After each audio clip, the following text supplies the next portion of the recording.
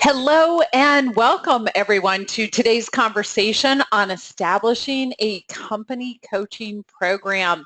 Very excited to have each and every one of you here. It's so fun because there are many familiar faces and there are also some brand new, many familiar names. Let me say it that way. And also some brand new names on the list. So this is great.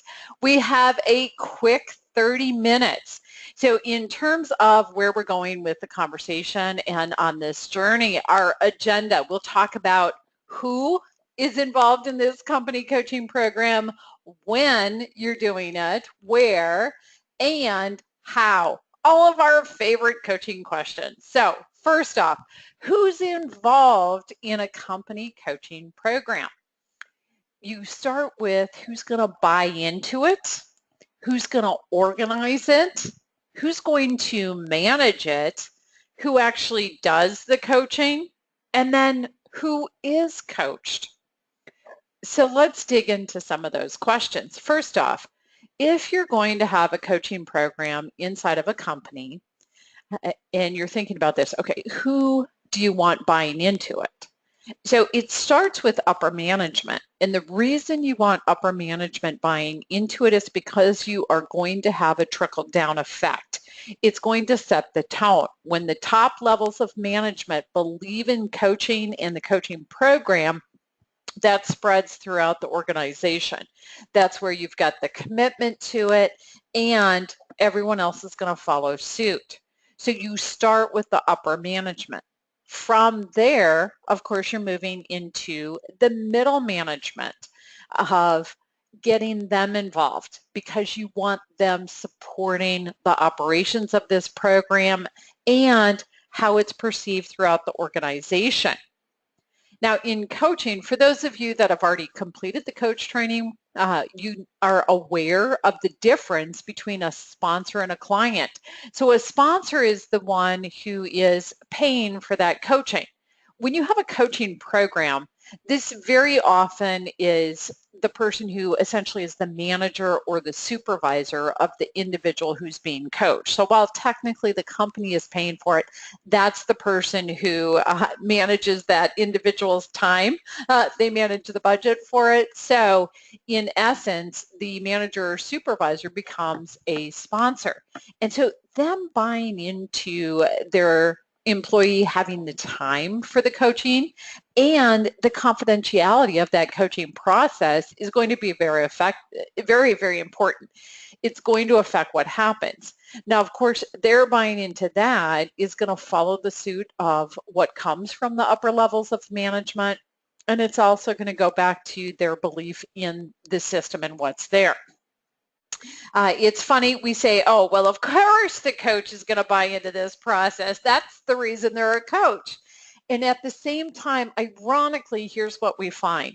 When you have a coaching program inside of an organization, sometimes they mix up the difference between coaching and mentoring. And what they're really doing is mentoring or even managing.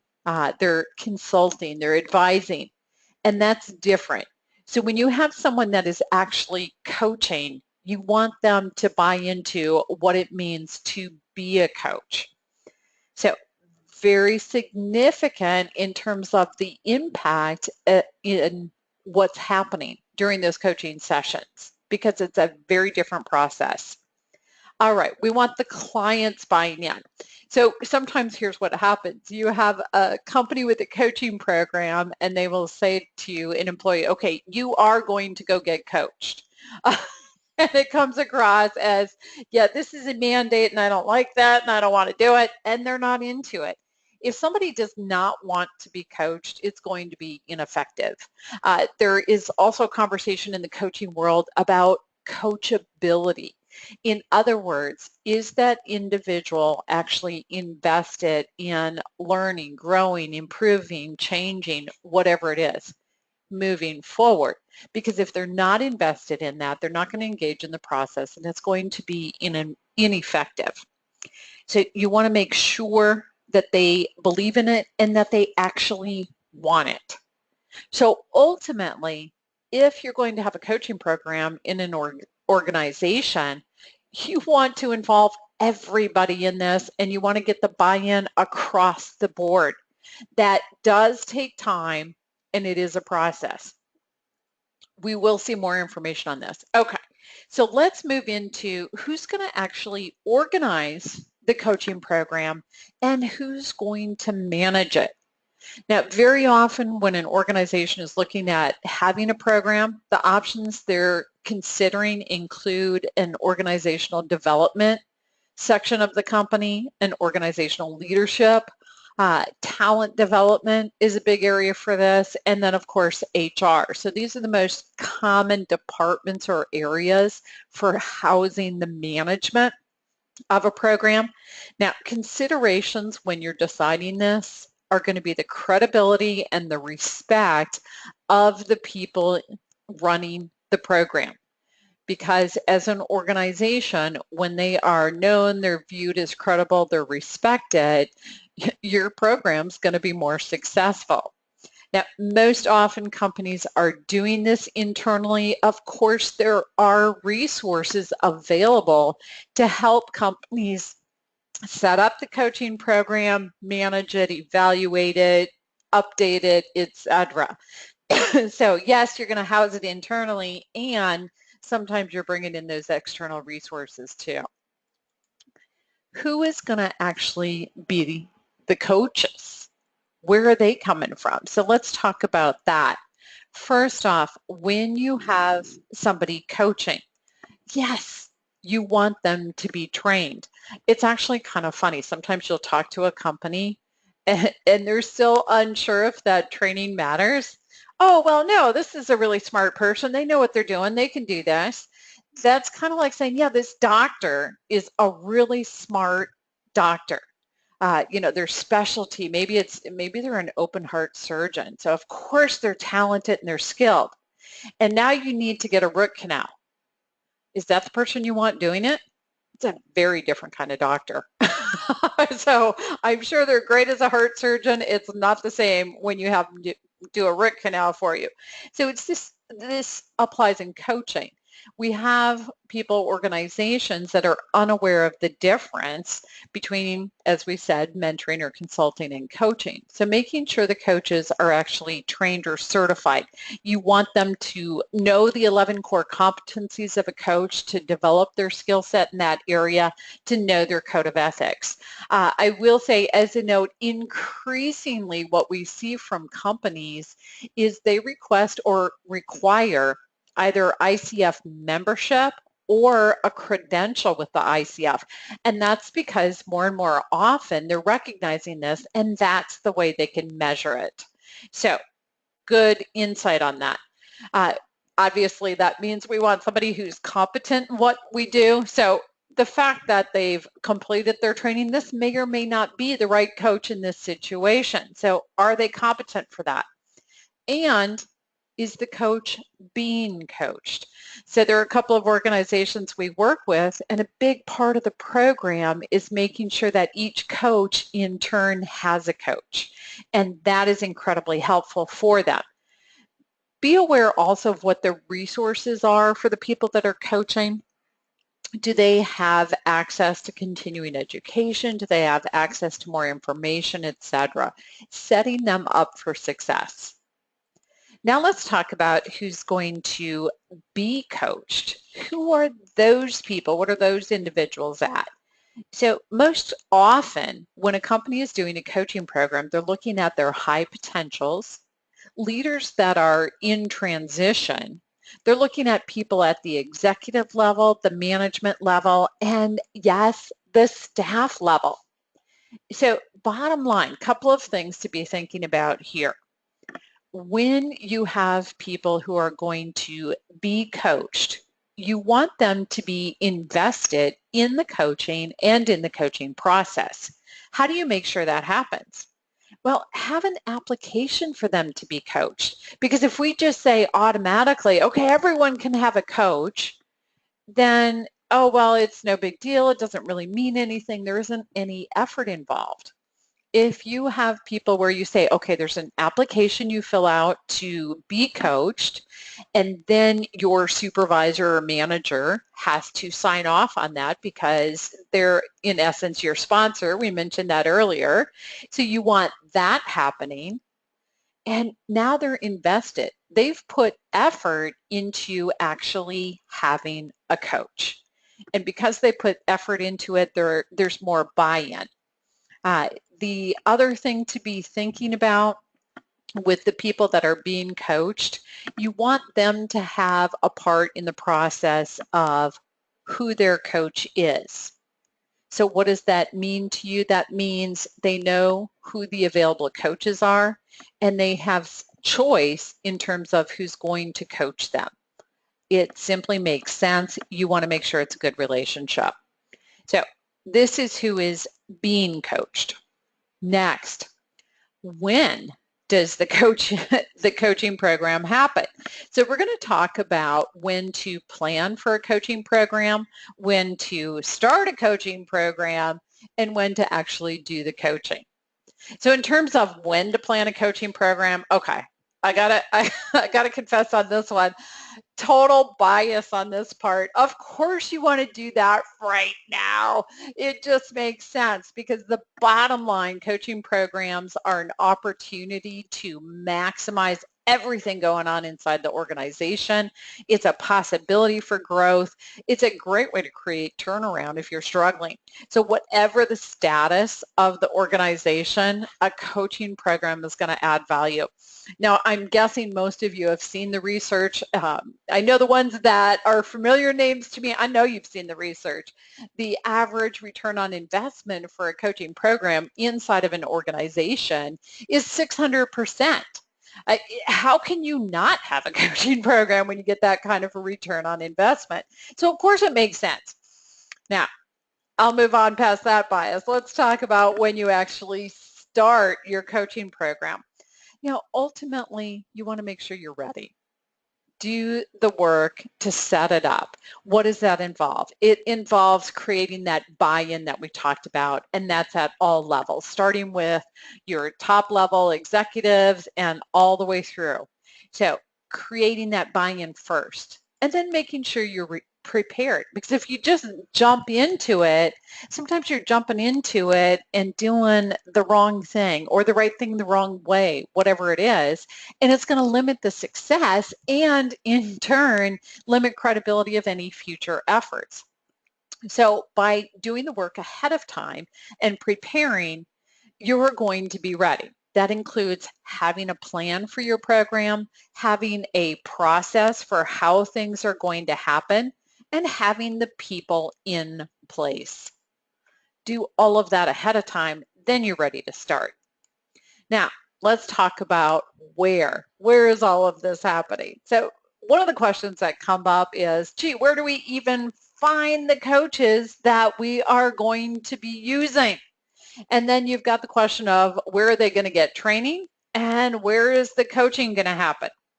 So let's go through each of these considerations. First off, where to find your coaches. Now, obviously, one of the number one places a company is going to go to is look at who's available internally.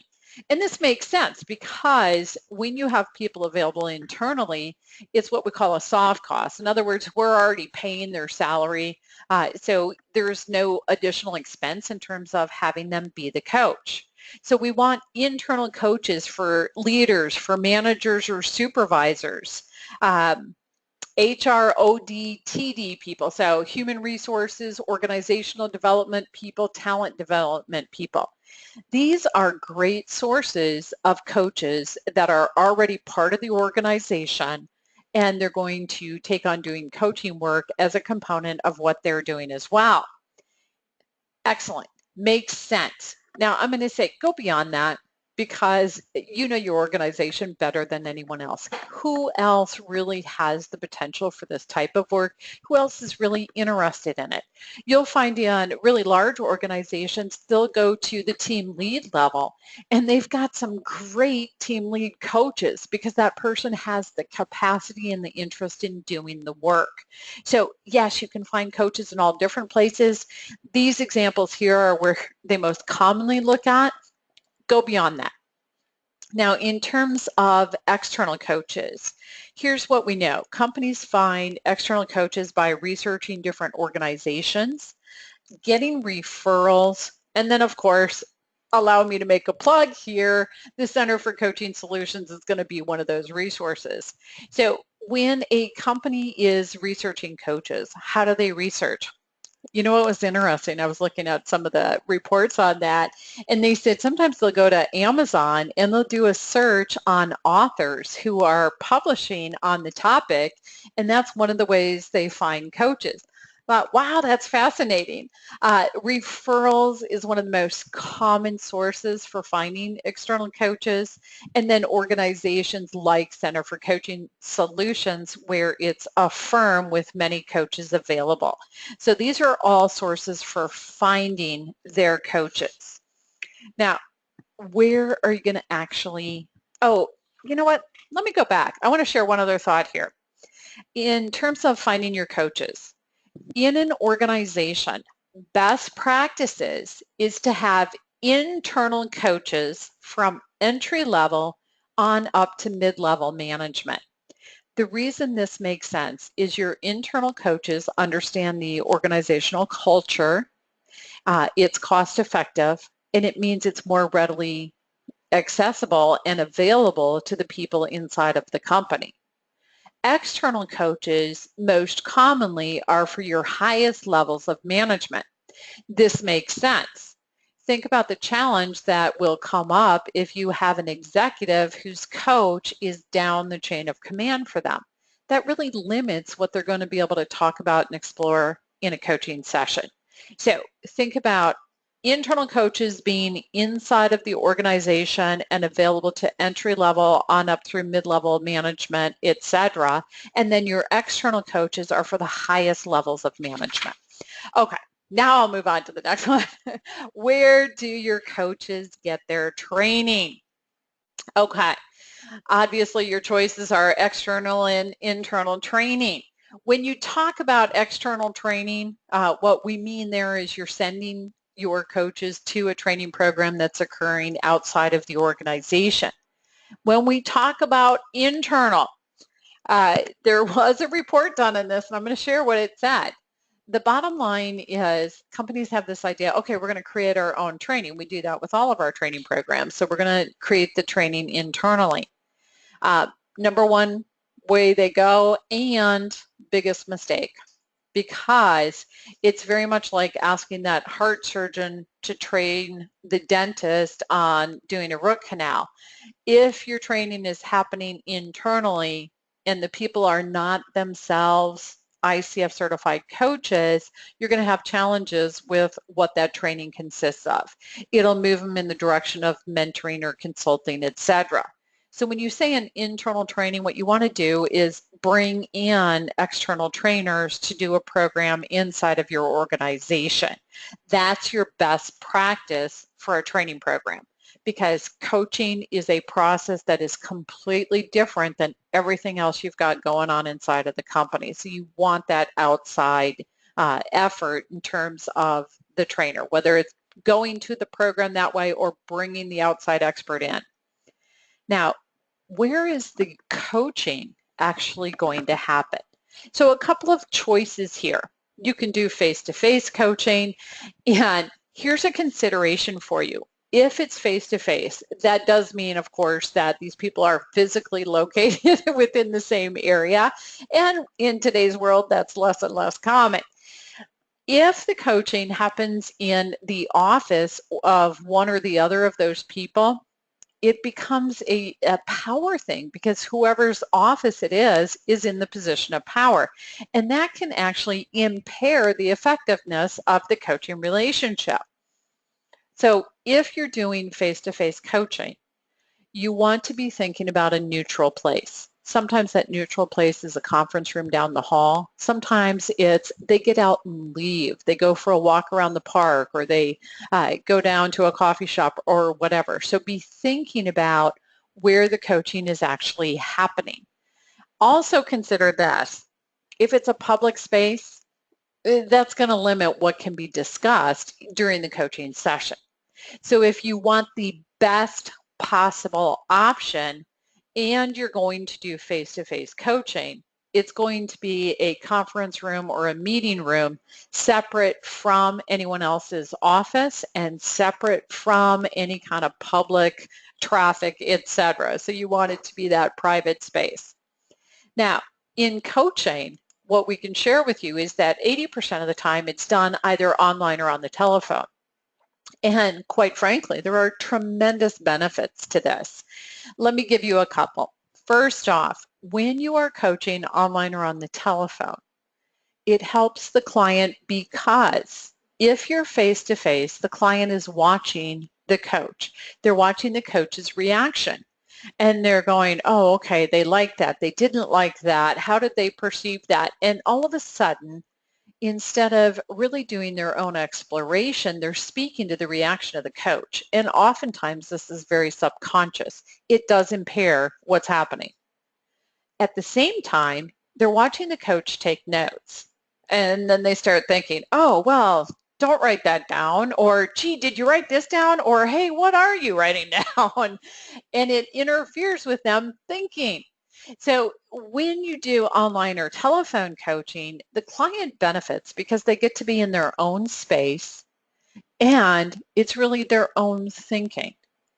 On top of that, the coach is going to benefit because when you coach online or on the telephone, ultimately it's going to improve your listening skills because you're really uber focused on the client, and it's going to improve your note taking because instead of that eye contact getting in the way of writing notes, you're able to write as the client's speaking. So tremendous benefit. 80% of the time, that's where it's happening. So what does that mean in a company? Well, sometimes the coach and the client are just down the hallway from each other, a few doors apart or that kind of thing. There is still benefit to them getting on the phone. So consider that. It definitely works, and there's a reason it works.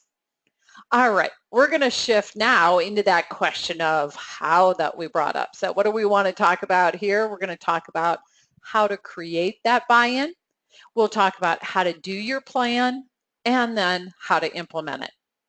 So starting with how to create buy-in. How do you do that? Well, document the reasons for a coaching program. So for example, one of the things we do in a coach training program is we have everybody looking at the research on the return on investment. So that's a great start to that. And it helps us figure out the reasons. Now, another super program way to do this is look at what other organizations are doing. I had a fabulous experience, did an internal training program at a company, and we had one day where they were working in groups and doing their homework on the reasons for it. And they literally started pulling up what other companies are doing and what the impact was. And it was powerful because it really spoke to them. It's like, okay, these are our competitors. These are organizations we respect. And we're seeing they do coaching programs and what's going on. So it's fabulous. Once you document the reasons for a program, of course, your next step is going to be providing the research so that you're back to creating the buy-in, right? When you give the top level executives the research, the reasons for a coaching program, and how it impacts their bottom line, their opportunities, outcomes, everything going on inside the organization, now all of a sudden they're interested. That's how you're getting their attention, and that spreads. And then ultimately, you want to involve people. You want to get their input. Hey, what do you think about this? What's important? What do you want to see happen? Take those suggestions. A quick note for you. When you are asking for input, perhaps you're doing a survey, etc., what you do want is to make sure that you're sharing the input that was received and you're sharing the application of it. And it may be, hey, we had this idea and these are the considerations and ultimately this is what we're doing. And here's the reason we're doing it this way. Because if people take the time to give you input, complete a survey, and they have no idea how you're handling that or what's happening with it, they feel like, okay, that was a wasted effort. And then they're going to start becoming disengaged with what you're doing. Okay, so I'm going to go to, there was a question here, and I think this came from where you do the coaching, so you can clarify, and it was about the use of video. So in terms of video, if you're talking about, hey, I have a client that, I'll give you an example. I literally, just before this call, had a client who's overseas. Okay, do we use video? We did the coaching session on Skype. No, we don't. Now, sometimes it's nice for an initial session or a general conversation to turn on webcams because then you get to see each other and get a sense of each other. Ultimately, for coaching sessions as a whole, it's preferable to not have that on because you really want people to be free to do their own thinking and processing. So, good question on that. All right, jumping back in. Now that you have created buy-in, you're moving into the phase of doing the planning for your coaching program. So one thing that you're going to do, of course, is the research that we talked about. From there, you're going to outline, hey, this is what we want going on in the program. And you're going to develop what's happening there. So that outline is a way for you to be organized, and it's a way for you to communicate your thoughts and your approach. The next thing you're going to do is get the feedback from people. What do they think? What do they recommend? What are their perceptions? What are their questions or concerns, etc.? So getting the feedback is really important. And from there, you're set up to very specifically define the action steps. What are you going to do it? When are you going to do it? How are you going to do it? Okay. So let's shift in. Oh, and by the way, I got a question. Okay, so this is a fun question. You were saying you were thinking about starting your own coaching business, which is different than a coaching program inside of a company. So yes, great question. And yes, we do have programs to support that. As a matter of fact, if you go on the resources page on the Center for Coaching Certification, you'll see that every other month we do a 1-hour program. We very often are bringing in guest speakers. And of course, when we do those, all the recordings go on the YouTube channel. For those of you that have completed the coach training with the Center for Coaching Certification, on the coach login page, there is a recording on the business of coaching, a recording on marketing your coaching business, and access to register for a free Q&A call every month. So hopefully that's answering that question for those of you wanting to go at this as an individual business. All right, back into implementing for your coaching program. So of course, the first thing you're doing is making sure you are involving the constituency, everyone that's going to be part of this coaching program. That is the who, from upper management buying in all the way through people who are doing coaching and being coached. You are going to use the plan that you created. You've defined your action steps. You want to measure what you're doing, and from there, adjust accordingly. All right, so we are pushing up on our last 2 minutes. So let me throw out a couple of resources for you and then make sure we answer any additional questions. First off, in terms of organizations that are going to be helpful, of course, we're going to throw out the International Coach Federation. That is a nonprofit professional membership organization. That is where the competencies come from, the code of ethics comes from, standards in terms of coaches and coach training programs. So excellent. The Center for Coaching Certification, of course, is a resource to you for the coach training. And then Center for Coaching Solutions is a resource for three things. Number one, consulting to help you start and run a coaching program or evaluate it. Number two, to provide coaches for you. And then number three, to support having experts help your internal training program. Okay, the Coach Federation is the website for the International Coach Federation, and it's a .org. They do have a big conference coming up, so worth checking out for those of you who are coaches. Next, the Center for Coaching Certification is at coachcert.com. Check that out in terms of training options. And that also can lead you to getting proposals through the Center for Coaching Solutions. Now, additional articles and publications, we have a blog available to you at the coaching blog. We also publish books once a year, and these books are written by graduates of the program.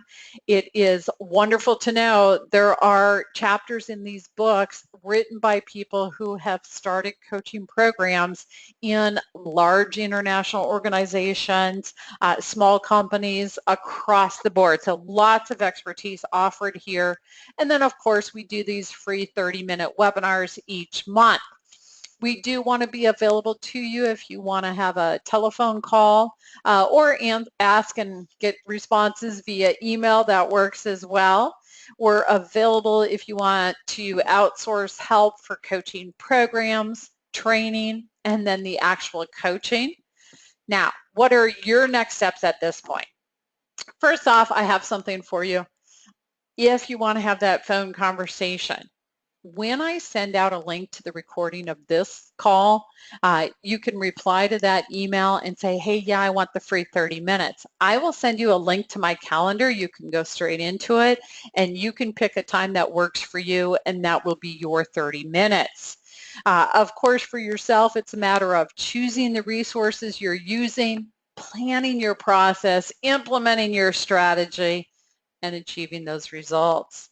So I do want to welcome any additional questions that all of you have. So I'm going to handle this two different ways. Number one, if you will raise your hand, I will actually unmute you and you can come on live and ask your question. If you want to type it into the question panel, you can type that in. Now, I do realize we have used our 30 minutes. I am seeing some of you have scheduled things and have to run. So glad this was helpful to you, and we do look forward to being of service as you move forward into what you're accomplishing. So let's see, in terms of questions, I'm looking for hands up and I'm looking for questions in the question panel. And I'm getting lots of great comments. Glad you liked it. Glad it was helpful. Thank you for your thank yous. So that was awesome. It seems like we have answered what you had coming up. And of course, we did use our time. So I'm going to go ahead and say thank you to each and every one of you for being here. Do let us know how we can support you and be helpful to you as you move forward. So thank you, everybody. Make it a great rest of your day. Take care now.